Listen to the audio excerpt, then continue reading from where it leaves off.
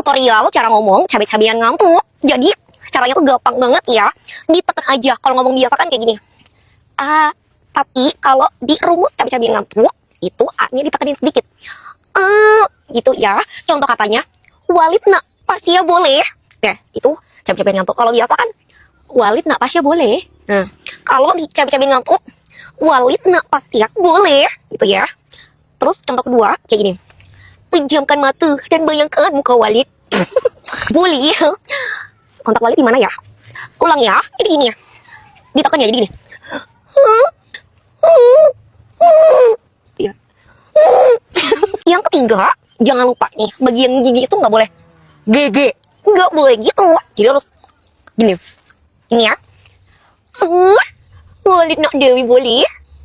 Walid nak Dewi boleh. Pejamkan mata Walid. Bayangkan muka Putra.